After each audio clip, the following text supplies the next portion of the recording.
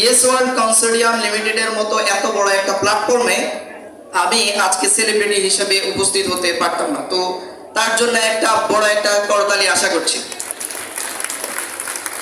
এবং শুধু কাজ করলে হবে না, আসলে একজন লিডার দরকার।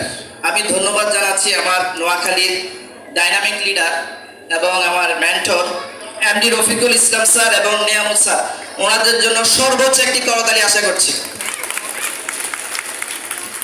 আসলে আমি গত বছর ঠিক ওই পাশে একটা সিটে আমি বসেছিলাম, এসপিও হিসেবে সেলিব্রেশন নিয়েছিলাম।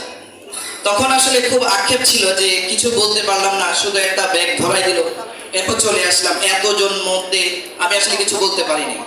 তো আজকে খুব ভালো লাগছে যে ঠিক এই চেয়ারের পরের চেয়ারে আমি বসতে পেরেছি, এটার জন্য আমি অনেক অনেক অনেক খুশি।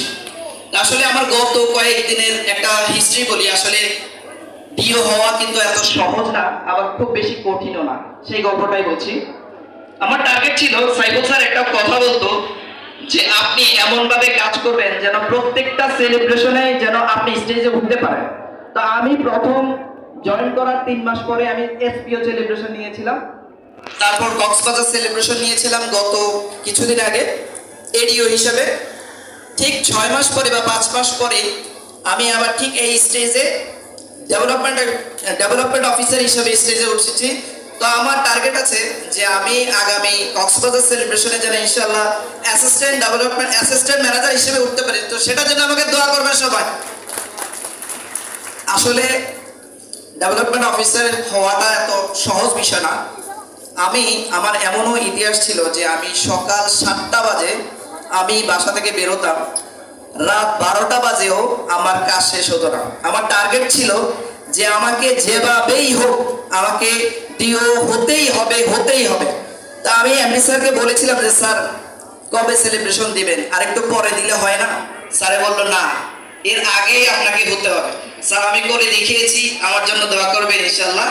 তারও অনেক বড় স্বপ্ন আছে। আসলে আমি আজকে যে উমরার যে অ্যাচিভমেন্ট, এটা বিষয়ে একটু বলি। আমি গত বছর ঠিক ওই পাশে 200 জনের একটা প্রোগ্রাম হয়েছিল।